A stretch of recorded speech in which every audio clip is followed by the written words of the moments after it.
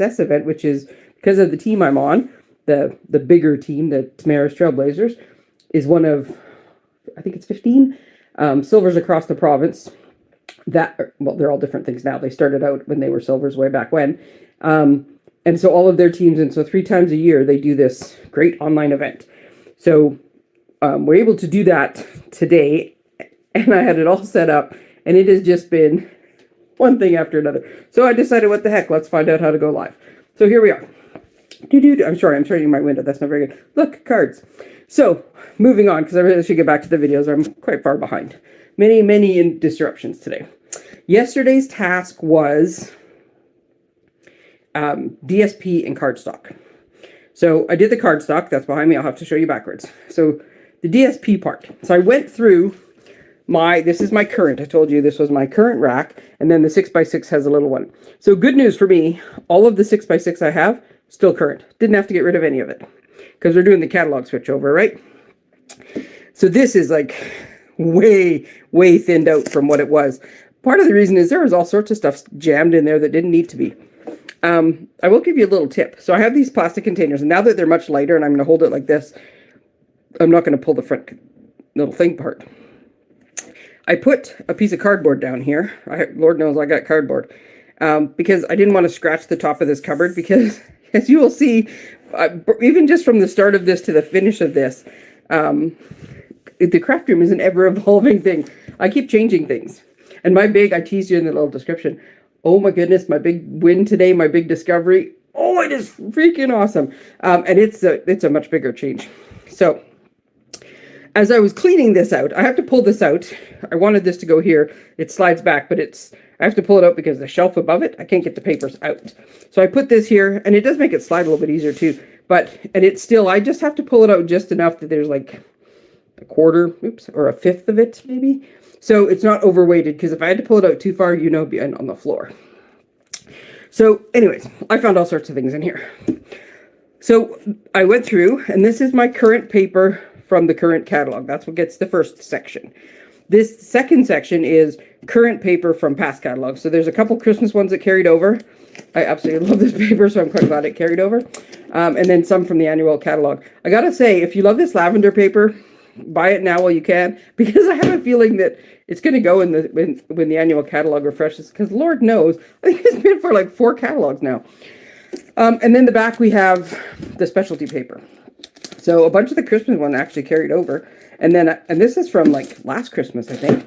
And then I have silver, gold, window sheet. And then at the back, these are the 12 by 12 things that I use. I have a package of them just to make it easy when I get new stuff to do it. Now, as I was pulling this out, I had extra chunks of cardboard, like this stuff, which I have one in here just because these are really floppy. Because when I take my paper out of the cellophane that once you open it, you can never get it back in again, I always take the backing piece.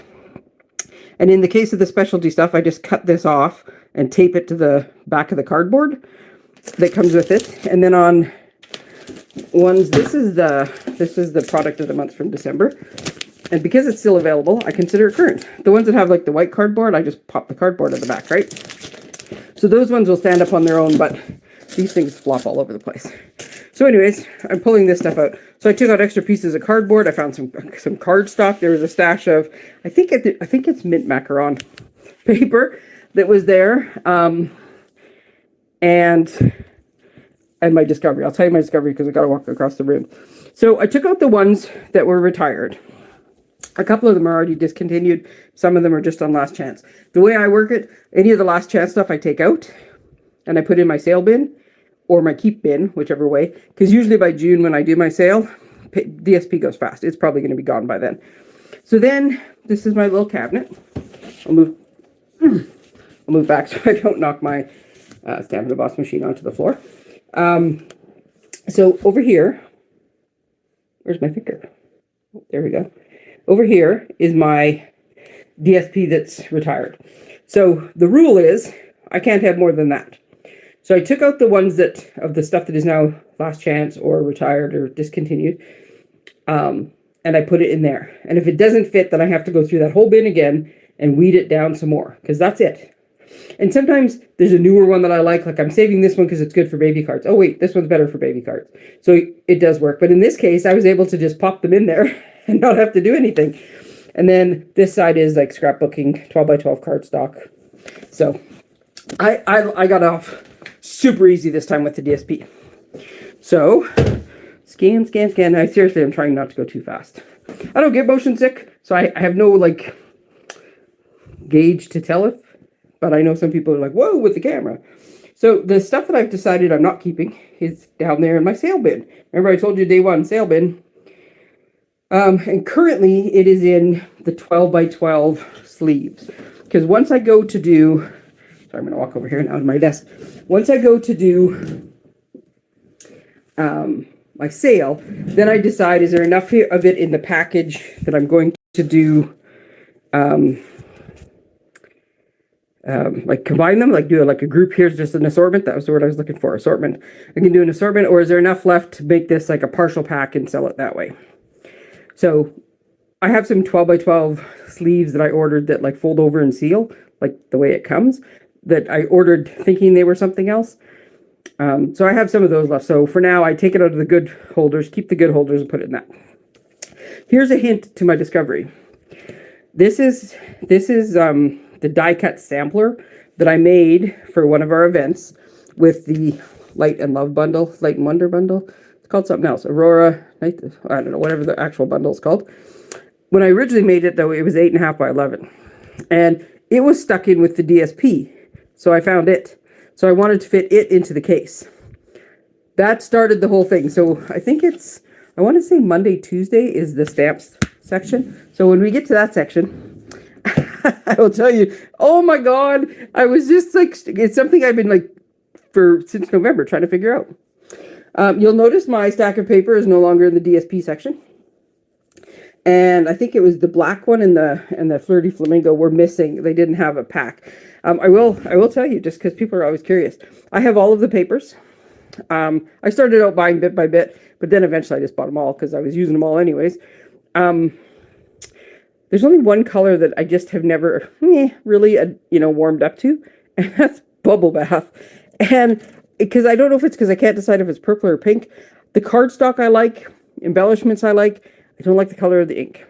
So this is the only one that does not have a spare pack because I don't use it enough. I'm never going to get that much of it. But all the rest of them you can tell I have. And I think, see, I still haven't quite got used to my drawers yet. I did take a couple of the spares out of here that I had bought. And then, I've got lots of white and that. The other thing, oh, there's the dog supervising again. He's exhausted from all the barking at the neighbor. The other thing I forgot to mention about the cardstock, and I did have a charger for my phone. I did have a little look-see through this as I went. I do keep, this is a tray from IKEA. I don't know what it's called. It has a handle in the middle. And this is the one I have to be careful. So I usually go over and I just put my knee under it. Because yes, I have upended this many, many times onto the floor. So this is card bases. And in the front, this is much easier to do when you're just crafting, not when you're trying to... I'm trying to sit back enough that I can still do what I want to do, but at the same time not make sure that my ample bosoms are not in the video. The front of this, these are note cards. And then I have, because I would go to something and I sometimes, when we do DIY type crafting events, I'll just take this whole bin, pick your own card base. And people pick different colors. So if they go to pick a color and it's a retired cardstock and they say, do you have more of this color? No. So I used to blend all the in colors in, but now I just keep the in colors at the front. So they're way more obvious to grab. There's my favorite Secret C. And then I have white, vanilla, and then this, I store all my stuff in rainbow colors. This is just how my rainbow goes. So I have landscape and then, portrait and then landscape, portrait, right? So this is my thing. So at the end of a class, if I have leftover bases or if I'm going to an event, I'll just stock up. Or sometimes if I'm cutting one, I'll cut, like if you cut a sheet of paper in half, you get 2 card bases, right? The extra one goes in here. So I've always got card bases, but I make sure that I, at least every now and again, and when the annual catalog comes out and I do this sort of go through my room again, I will make sure that I take out, I think it's actually just, actually maybe I don't. I think it's just the pink. This is pretty in pink. Everything else is from the new in colors that still have one more year to go. So, but I'll make sure those come out. Then I have this little tray here that is just really a leftover, but it's got really tiny layers on it that are mini, like if I'm making mini 3x3 cards, which I'd love to make, or if I'm making wall art, which is a lot of times also 3x3 squares. I just have a whole bunch of different layers and bits and pieces, and I just keep it there. It's also good, pull those layers out and use them on cards, because they work quite well on cards. And then I have this one, which this one I have to be careful, because if I pull it out too far, arse over tea kettle, as it were. This is I'm super nostalgic. If anybody has any of the leftover, I can't remember what set it was. It was one of the kits, a masculine kit. In forestry, when you work for a while, when you retire, you get this hand-carved, wood inlaid, like picture like this. So these are perfect for making retirement cards for my friends and fellow. But I'm hoarding these. I've only got 2 of them left. So anybody have any of those, let me know, because I'll happily trade you something for them. So sometimes I will try to, these are layers, card layers. Sometimes I'll try something out on a card and go, nope, want something different. This one's retired, but I'll never get rid of this folder, so there we go. So sometimes there's just like some layers or embossed pieces in the front. This one's, you know, was left over from, I made a bunch of them. I have a couple that are just, were odd different cards that are odd layers. I keep those in the front just so I can use them up. Not really sure why that one's there. Same thing I do here, right? These are the retired, oh, that was cloud cover, that's why. These are the retired colors, and then they go in the same order as the big stuff, which is also the same order as my cardstock, my inks, my markers, like everything. So these are layers. I have the main size, which is 4 1/4 by, nope, 5 1/4. 4 by 5 1/4. So I have that one, and then the more popular one that I use is slightly smaller, so you'll see some are smaller. But anyways, that's how I keep my layers already done. This is where I store my rulers, because there's long spaces here. This is one of the best things you'll ever buy. I got this at like the education station, I think it's called. It has nothing to do with cardstock, but it happens to sit beside it. This is a magnet wand for like science class and stuff. But when I drop my dies, especially if you drop them in the recycle bin or the garbage, you can just stick this in and like fish around with it, or lean under the desk, and you'll hear your die go snap, and then you have your die again. So I keep that nice and handy. Best thing ever. Okay. This is strips of white. So making card layers and card bases, or not bases, but layers and like the insides and stuff, I have tons. And I just keep one tray full of all these white strips, because when you want to make sentiments, or you want to test something really quickly, or you want to punch out little, boom, white. These don't fit side by side, these containers. I need a container that's just a teeny bit narrower, and that I could put them both on the same, but I have lots of room. And then I do the same thing with the colored strips. And then because I want to be able to quickly grab them, because they work for sentiments as well, I have these old treat holders that we have. And I keep Basic Beige, Crumb Cake, and Smoky Slate. Somewhere I had one that had Very Vanilla in it as well, that was in the white one, but I don't know where it went. So I have these with strips that I put them specifically in here, so I'm not rooting through all the other colors. Because lots of times with these other colors, it doesn't matter which one you pick, or you're just picking, hey, I need a blue, I need a whatever. Because I take these to classes as well, so people can just take strips. Sometimes they're just backgrounds, but yeah, the ones that make sentiments, I sort of keep them singled out a bit. So that, I think that's all I get. And then I did end up, again, just the way I'm built, and I'm short, if I have to lean forward, I tend to knock everything over. So I did have this straight in front of me on my desk, but I did find it was actually kind of hard to reach sometimes. So here's all my white layers, which I use the most in here. And that's, like I said, so this is the inside of a card. This is these are my 2 favorite sizes, right? So this is 3 3/4 by 5, which if I'm just putting a solid layer, lots of time I'll put a piece of cardstock that is 3 3/4 by 5. So this one is an 1/8 of an inch, or a 1/4 inch smaller, 1/8 of an inch smaller on each side. And then I have a cheat sheet about what sizes layers are. Oops. See, now I pulled that out, can't get it back in. I have some little 3x3 card layers that were left over from something else. Oh, that was so when I do an example of this is how card layers work, I have a sample thingy. And then I keep my envelopes and my clear envelopes. I got a little boss, and I don't think anything's in that one. Nope. So instead of it being there on my desk, it is now off to the side. So much better. Okay, goodness. I've never actually done a YouTube live, and I just realized where the comments show up. So thanks for commenting. Hi, if you're there. Let's just keep it focused on Stampin' though. Okay, so today's task for day 4 is hand tools. Now, I used to be a wildfire ranger before I retired. So when I think hand tools, I think like hand tools and power tools, and it just makes me laugh. But in the stamping world, this is what we're talking about for hand tools. So one of the things I'm going to do, and I'm not going to do it now because I cannot do it with, it will be all over the floor. I cannot do it now and hold the phone at the same time. So this is my little carousel thing that came from Michael's. See what I mean? Ages ago. And that was just because apparently that was my flash drives and stuff. The cord must have been caught on something on the back of this. Because when I pulled the thing out to charge, I don't know what I did. But anyways.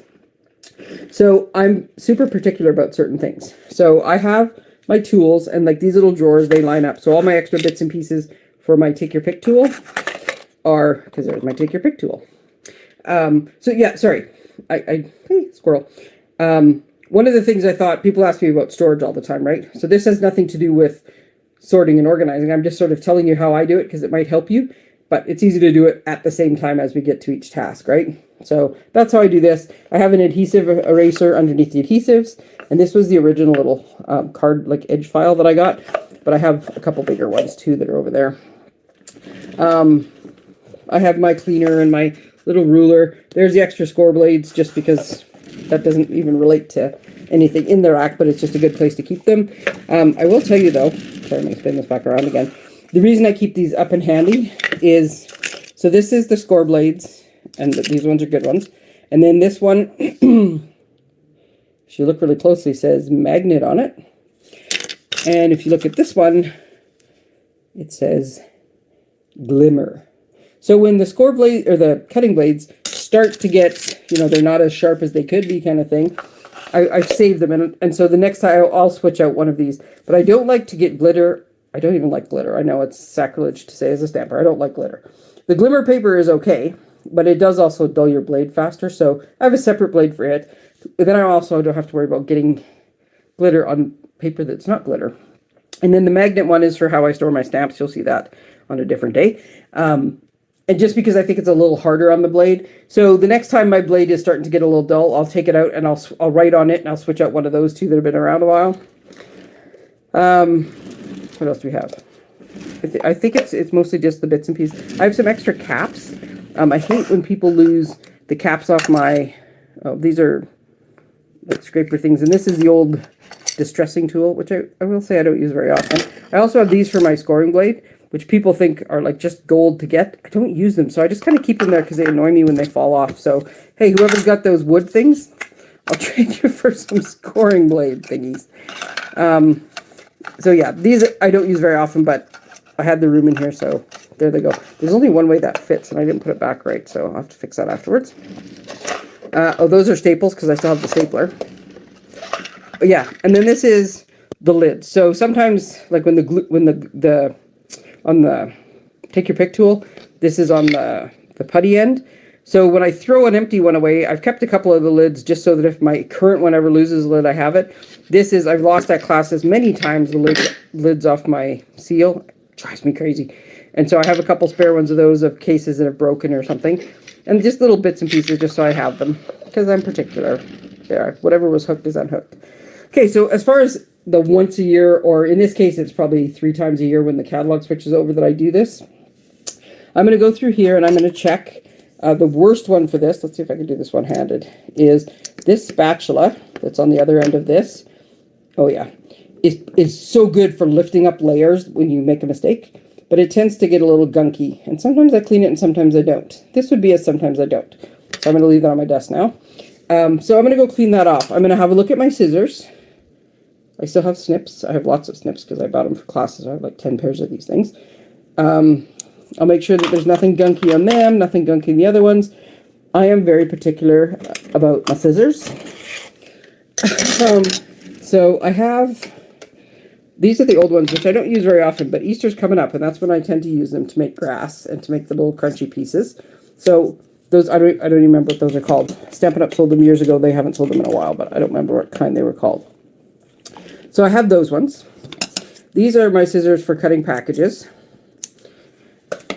and things that are like non-paper. These are my scissors for cutting ribbon, and I'm looking at them all just to make sure, and I'm opening and closing them just to make sure nothing is sticky. These ones, none of these ones should be sticky. Nobody cuts ribbon with anything but ribbon. Like, these are good, expensive fabric scissors for ribbon. That's all that gets cut with these scissors. Now, they're not labeled, but I know what they are, so. And if you come here, I will say, it's the gray-handled ones. So these are my adhesive scissors, the blue ones. And yes, I can barely open them. They're so sticky. So those go in the same thing.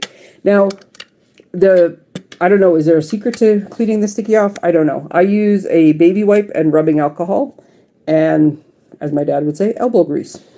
So those two need to be cleaned off in the hand tool thing. The other thing I'm going to do, but I'm definitely not going to do right now, I have all these little bits and pieces. It was too boring being white. So these are just like past things from other classes. These I have, if you're making like little flags and stuff, I have little templates for them. The other one is not put away. Sometimes this is the easiest thing to do, and I write template on it so I don't accidentally use it. But I just have those where they can just kind of tuck in behind. If you look really close, though, you'll notice there is like dust on the edge. So when I do my turnover, I will lift this up. I will carefully take everything out of it and set it on the glass. Dump it up over the garbage can to get out any little bits and pieces. Make sure nothing important has fallen down through the back. And just make sure that everything's in its thing. This is for cleaning. I have little pliers that come in handy for all sorts of things. Brushes for wiping off bits and pieces. This little brush I have here that is like a little bit coarser is the perfect brush. Some die cuts you get are like really hairy. And to just like brush off, this thing it gets used more than anything else. I got my spritzers. I have my aqua pens. I'm not sure. Oh, not really sure why that's down there. I was going to say something is blocking them. I do use old ink, the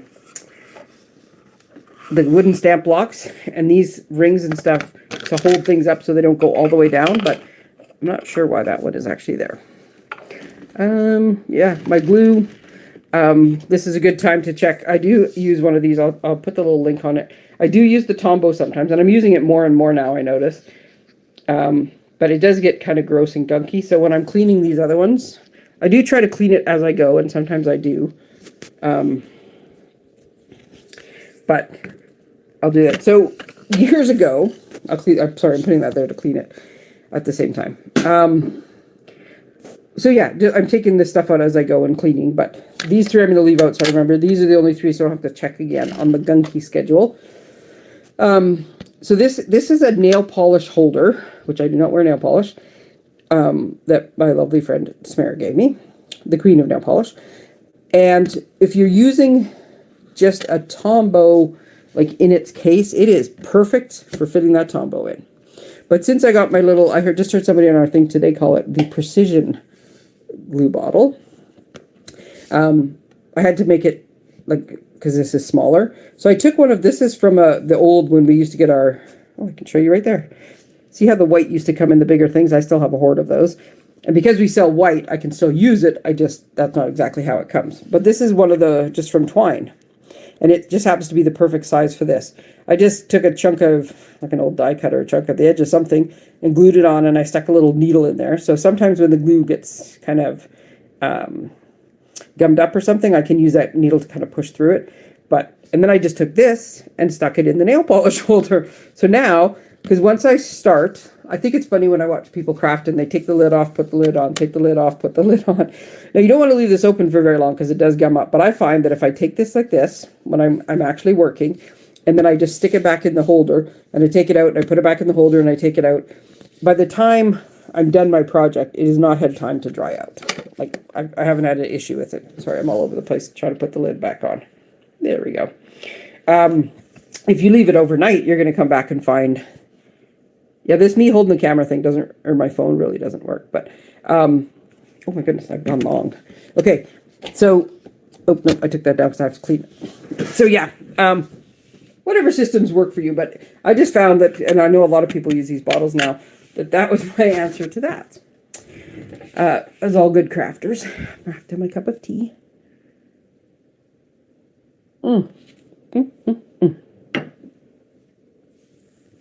Yep, teetotaler from the start. Okay, so here is the rest of my hand tools. I gotta pull back a bit. So I do keep, these are plate racks, I think is what they're originally for, from IKEA.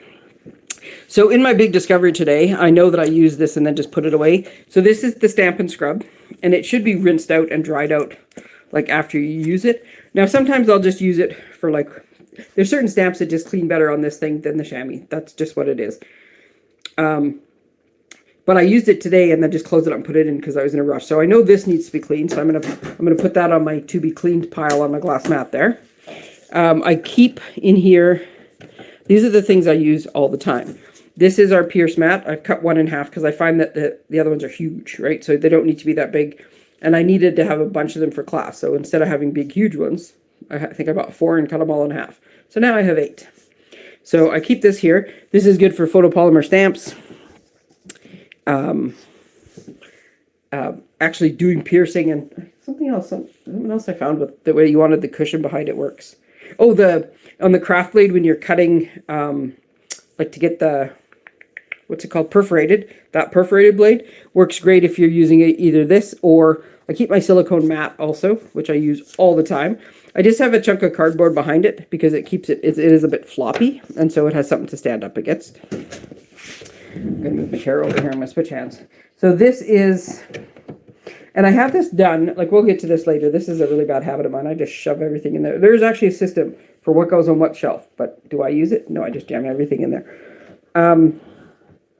But I have this worked out that this is like perfectly fits. I was almost at the point where I was going to screw this to the desk, but then I found one of these stands that finally worked for me, and it just happens to be the same size. They sort of hold each other in place. So it works really well for me. So I have the mini, it does slide a little bit, because I pulled, when the Stampin' Scrub is in, it's right up here and sort of holds it a bit. I do have one in the back there. You'll notice there's a second one back there. The other side of the desk is just a drop zone. I haven't even got there yet. I had 2 because it used to run across the whole way, but then I found I didn't use some of the other stuff as much, and I needed this more. So I took the second one, and it is still back there, even though it's almost empty, because the trimmer is long. And I find that when the trimmer was, like when I put it in, it would pop up like this, and it would catch on everything, and I would pop the blades out. But having it, because it's long enough, the other part resting on the one in the back works great. And at some point, I'm going to put like a little piece of, I have little like they're brackets.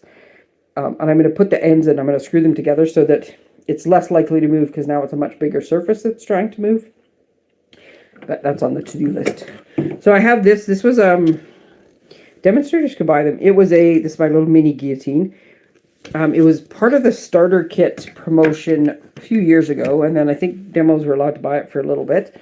Stampin' Up's flaw in designing that is it'll cut you a piece that is like 4 inches by 5 maybe.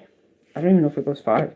But it doesn't work for our basic card layers and cutting our cards and stuff. So I use it a ton, but every now and again I get quite frustrated that I can't quite, and I would just hold up another piece. Anyways, eventually I got frustrated enough that I ended up buying a medium guillotine. This is what I call my medium guillotine.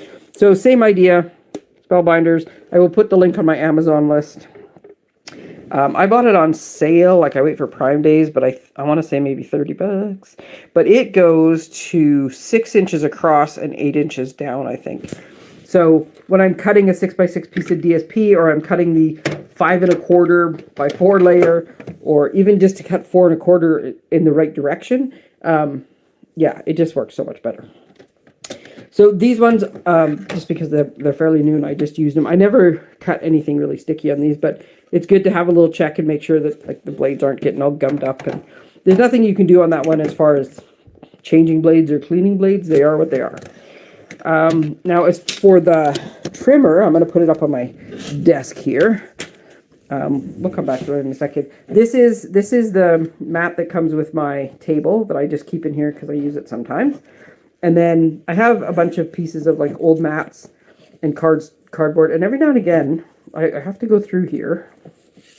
I have this metal stand in here that sort of gives a bit of stability. But I have to go through here every now and again and take out a few pieces. Because I tend to, when I open a kit or something, I'll throw pieces in there. But then they tend to get too many things in there.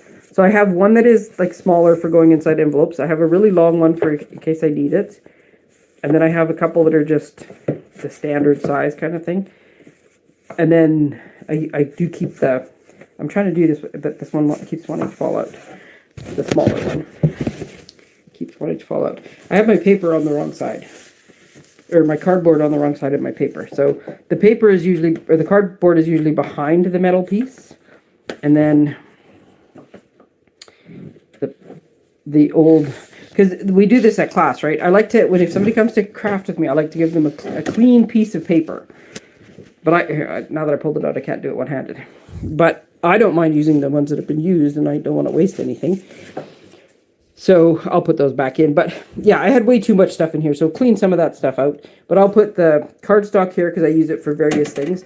And then I just keep little chunks. I don't use the mats whole. Generally, I'll cut them in half or something. So that goes there. So this is part of it. Like, give this a nice little clean, keep everything organized. And then we get, like, actually cleaning hand tools. So I realized I went way longer than I was planning. But, okay, so the only other thing that we're going to do as far as cleaning goes, and you guys know that on your trimmer, you can take these blades out, right? There's a little gap there. You just, like this. So we're going to do that. Again, make sure there's nothing sticky or gross, which I don't use a lot.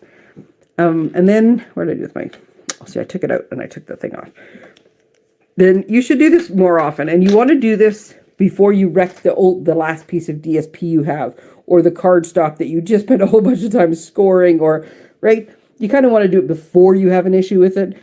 So minimum once a year, but I do it frequently. Like as soon as, if I go to cut something and it pulls even slightly, I will go back and do this. But if you take your pokey tool and you just kind of drag down through the track, when you start to get like little bits and chunks in there, whoops. Hello, hello. Angela said hi. Hello. I got all sorts of people saying hi to me now. I'm not used to doing lives on YouTube, especially not on my phone. And so I keep forgetting to look at the comments. So yeah, we're going to go through here and we're going to give it just a good pull through there, because it will, the little bits and pieces will catch on your blade and it doesn't run as smooth. And then my ever so handy brush, I will go through again, and I'm just going to go like this. And I don't know if you can see, I'm going a little fast, but no, maybe not. I might, this is dark, this might work. I'm going to pull this out, just a minute. Pull this out. Yeah, I don't have nearly enough hands. But we're going to do this, and then we're going to see if it shows. I need to stand this up to kind of get the last, but we're going to brush them out. But there's lots of like little, I was hoping if it landed on the dark stuff, you'd be able to see it. But we're going to get lots of little filaments and little bits and pieces. So we're going to clean that out, put our blades back in, and then it's just one less thing. It's one of the first things you should look at. If your blades are not cutting as cleanly as you'd like, then you should always check that, because sometimes it's just gumming up on there. You can look at your blades and see if they're looking worn or if there's anything stuck to them. But a lot of times it's this channel that just needs to be cleaned. And if not, and you're still getting like really furry edges, they're not cutting very cleanly, then it's time for a new blade. If you're scoring, I think I mentioned this the other day, somebody said you really should change your scoring blade once a year. I've never changed my scoring blade.